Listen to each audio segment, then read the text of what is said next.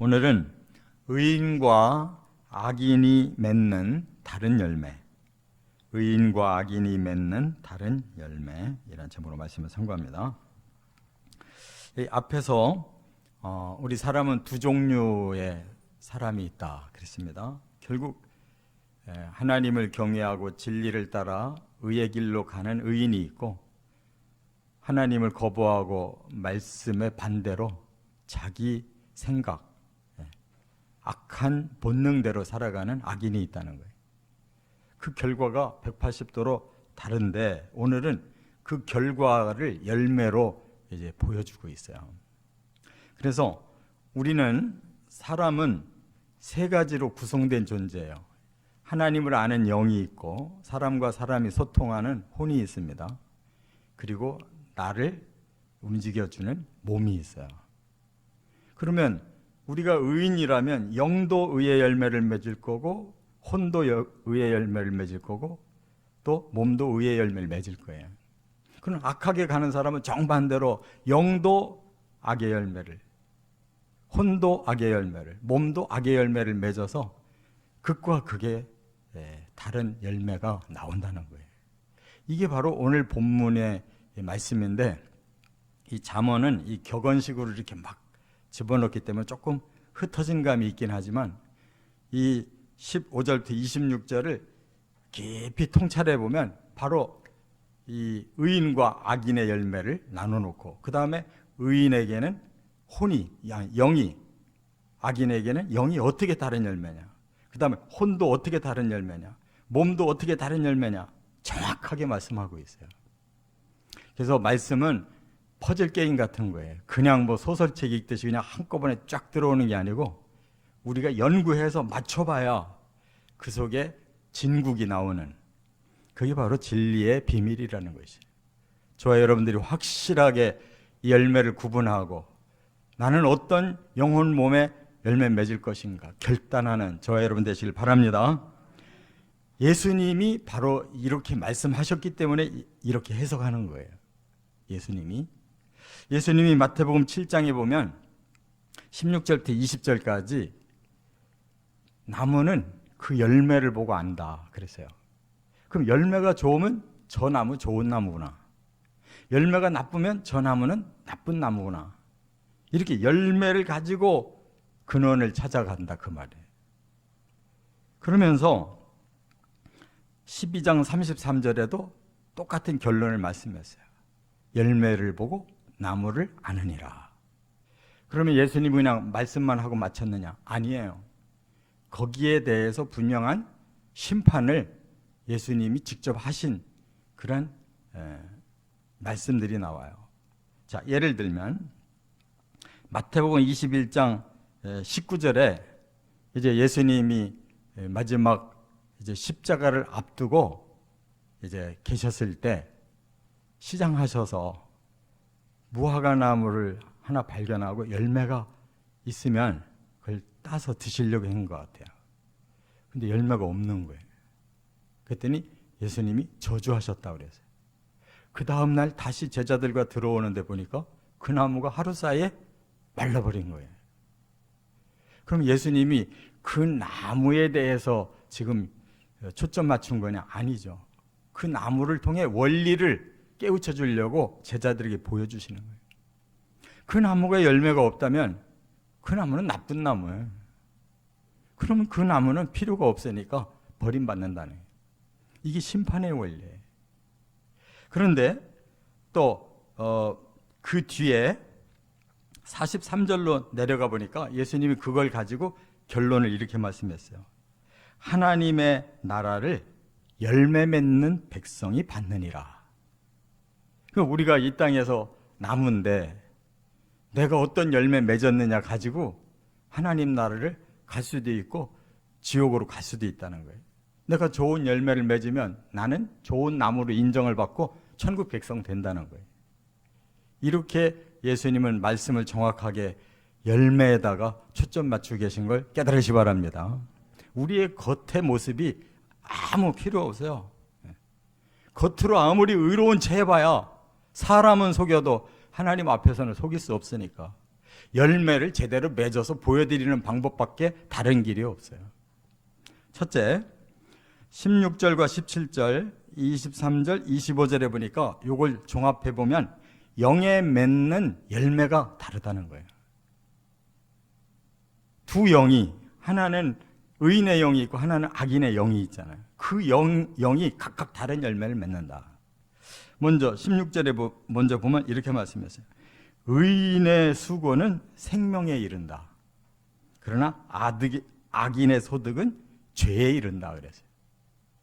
우리가 하나님을 경외하고 진리를 깨달아서 그 의의 길을 계속 갔더니 어떤 열매가 맺혔냐? 생명의 열매가 맺혔다는 거예요. 근데 반대로 악한 사람이 자기 소욕대로 그냥 막 걷어들였어요. 욕망대로 소득을 얻었단 말이에요. 결국 그 소득이 뭐였는가 보니까 죄라는 열매만 걷어들였더라는 거예요. 우리 사람들이 그렇잖아요. 정말 의의 길로 계속 가서 하나님이 주시는 진정한 생명을 쌓아야 그게 자기에게 영생을 주는 거잖아요. 근데 뭔가를 많이 걷어들이긴 했는데 다 그 열매가 죄의 열매만 맺었다. 그러면 그 사람 망하는 거예요. 또 17절에 보면 이제 의인은 훈계를 지킴으로 생명의 길을 간다 그랬고, 악인은 징계를 받아도 그거를 가볍게 여기고 징계를 내버린다, 받아들이지 않는다는 거예요. 그러면 그릇 간대요. 그는 이미 길을 다른 길로, 잘못된 길로 들어선 사람이다. 징계가 기회였는데 악한 사람은 그 징계를 제대로 받아들일 줄 몰라요. 아, 이거 재수가 없어서 그래, 우연히 그래, 아, 나는 이거 뭐 상관없어, 이렇게 생각하고 가면 그 사람은 끝까지 악인의 길로 가고 만다는 거예요. 얼마나 정확하냐고. 23절로 넘어가 보니까 악인은 명철해져서 지혜를 낙으로 삼는데요. 당신 취미생활이 뭡니까? 나는 지혜로워지는 게 취미생활입니다. 이게 의인이 맺는 열매라는 거예요. 지혜를 굉장히 좋아하고 그걸 얻는 것이 즐거운 거예요. 근데 악인은 어떠냐? 미련해서 행악으로 낙을 삼는데요. 행악이 뭐예요? 이런 죄 저런 죄 자꾸 지면서 자기가 순간순간 쾌락과 만족 얻는 거예요. 그러면 결국은 그 자기가 즐거워하는 것이 계속 그 행악을 저지르는 일이었다면 나중에 하나님 앞에 어떻게 되겠냐. 그래서 우리들의 이 영의 열매와 또 그 결과가 아주 또렷하게 이렇게 말씀을 주고 계셔요. 25절이 가장 결정적인데, 우리의 영은, 의인은 영원한 기초와 같다 그랬고, 악인은 회오리 바람에 사라지는 것과 같다 그랬어요. 악한 사람들은 어느 한순간에 회오리 바람에 휩쓸려서 멸망당하는 것과 똑같다는 거예요. 그런데 의인은 어떠냐? 영원한 기초 같다 그랬어요. 이게 무슨 뜻이냐면, 이 기초라는 단어가 예소드라고 하는 이 원어인데요. 이건 뭐냐면 결코 사라지지 않는 이 반석과 같은 토대가 있다는 거예요. 거기에 올라 앉으면 어디까지? 영원까지. 그러니까 의인의 삶을 계속 산 사람은 영원한 반석 위에 올라가 있는 사람이다.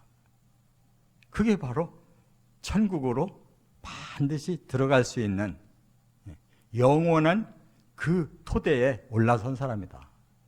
예수님도 그렇게 말씀했잖아요. 지혜로운 자는 반석 위에 집 짓고 아무리 그 창수가 나도 결코 그 반석 위에 지어진 지 무너지지 않지 않냐.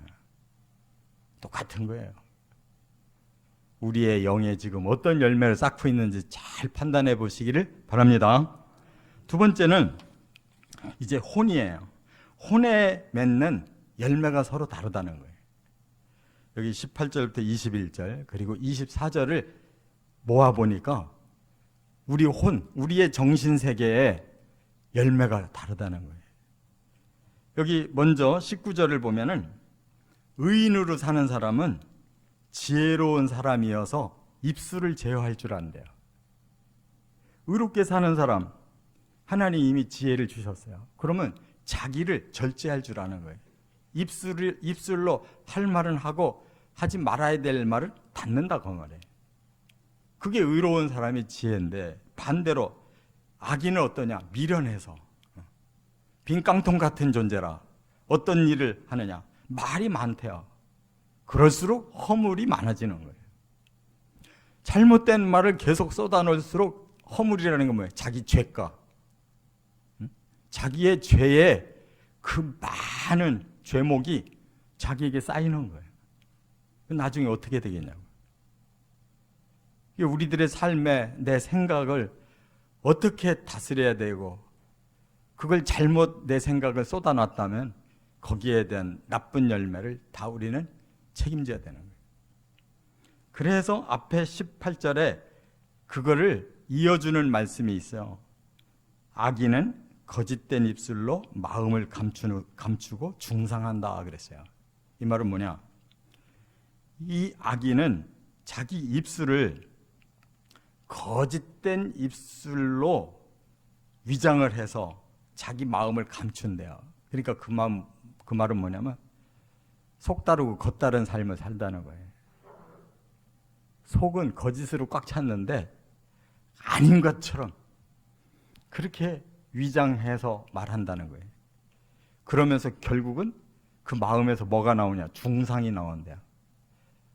중상이라는 말은 남을 헐뜯고 남을 못되게 만드는 거거든요. 이게 우리 악의 마음이 있는데, 아무리 입술로 아주 훌륭한 체하고 위장하는 말을 해봐야 그게 거칠의 말인데 속에는 악이 그냥 있으니까 어떤 말이 속에 있냐면 중상하는 말이 속에 있다. 결국 다른 사람을 해치고야 말지 끝까지 위장하지 못한다는 거예요. 20절에 보니까 의인의 혀는 순은이다 그랬어요. 악인의 마음은 가치가 적다 그랬어요. 그러니까 우리의 정신세계가 정말 순은처럼 100%의 순은과 같이 우리 마음이 고결해야 되는데, 악인의 마음은 가치가 거의 없다는 거예요. 쓸모없는 것만 잔뜩 그 안에 있대요. 그럼 나중에 순은의 열매를 맺은 사람하고 쓸데없는 헛된 가치만 가득 찬 사람하고 어떻게 하나님이 판단을 똑같이 해줄 수가 있겠느냐. 우리의 마음은 의인의 마음으로 순은처럼 아름답고 귀하게 변화되어 가야 된다는 거예요.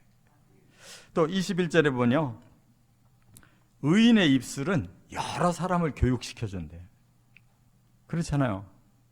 하나님의 뜻을 깨닫고 하나님의 말씀대로 사는 사람은 그 사람이 교과서요. 그 사람을 보면 아, 이렇게 살아야 되는구나라는 걸 알고 많은 사람에게 교육이 되는 거예요. 그러니까 선한 영향력을 끼친다는 거죠. 그런데 악한 사람은 미련해서 자기 자신도 지식이 없이 죽는데요. 그러면 그 사람이 쏟아놓은 말로 남을 전부 가짜로 교육시켜주는 거지. 여러분, 아무 말이나 다 받아들이면 큰일 납니다.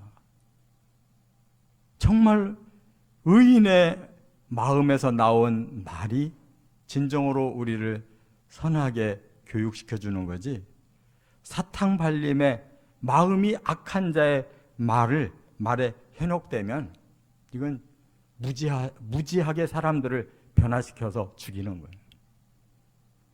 또 24절에 보면 의인은 원하는 것이 이루어지지만 악인은 두려운 것만 남는데요. 제일 걱정했던 거, 이런 것이 마지막에 남으면 안 되는데 하는 그것이 악인에게는 남고, 의인에게는 정말 그가 의롭게 살면서 소원했던 것이 결국은 다 이루어진다는 거예요. 이것이 우리 정신세계인 겁니다. 우리 마음을 어떻게 품느냐, 어떻게 말하느냐, 얼마나 진실하고 거짓되냐에 따라서 우리의 마음의 이런 열매가 완전히 다르다는 거예요. 끝으로 이제 몸에 맺는 열매도 다르다. 여기 세 번째가 15절, 22절, 26절에 몸의 열매를 말씀하고 있어요. 먼저 15절에 보면 부자의 재물이 견고한 성이지만 악인의 가난과 궁핍은 결국 멸망을 준다, 이렇게 말씀했으니까 이게 서로 반대되는 말을 앞뒤로 썼잖아요. 그러면 앞에 부자의 재물은 견고한 성이다라는 말에는 뭐가 전제되냐면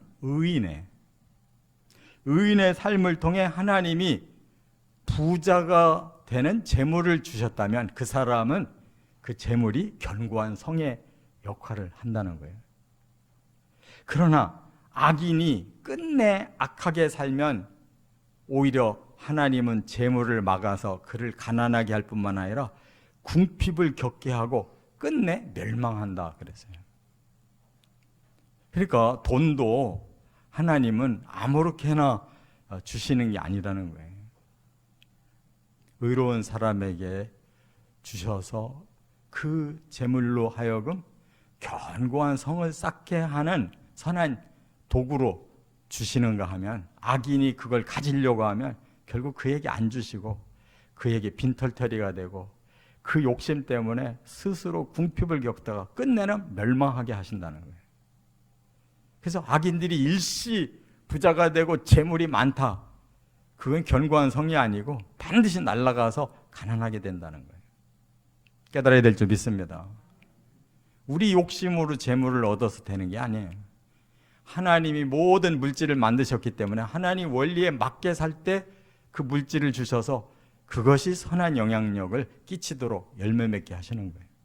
22절에 보면 의인은 여호와께서 복을 주시는데 그 부는 근심이 없는 부다 그랬어요. 그러니까 깨끗한 재물의 복도 있어요. 돈을 더럽게 버는 사람들도 있지만 깨끗하게 모아지는 사람도 있어요. 그거는 자기 욕심으로 모은 게 아니고 하나님이 여호와께서 주시는 복으로 얻은 거예요. 그런 사람의 재물은 근심이 끼어있지 않다는 거예요. 선하게 쓸 수 있는 그 물질로 봉사하고 선한 영향력을 남길 수 있는 물질을 하나님은 복으로 주신다는 거예요.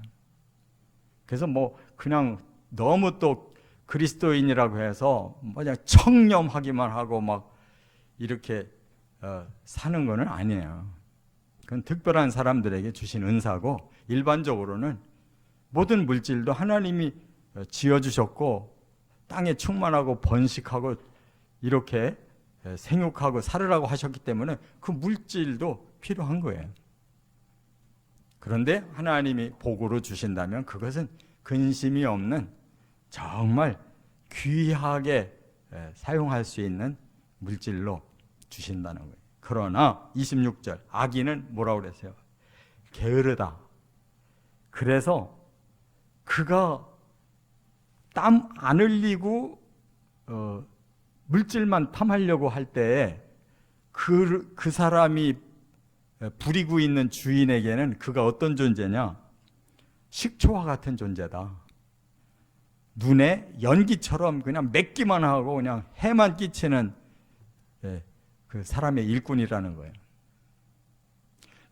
우리 사람들의 마음에 요 악한 꾀가 들어간 사람들은 어딜 가서 직장 생활을 하든 뭔 일을 하든 꼭 게으름을 부리려고 그래요.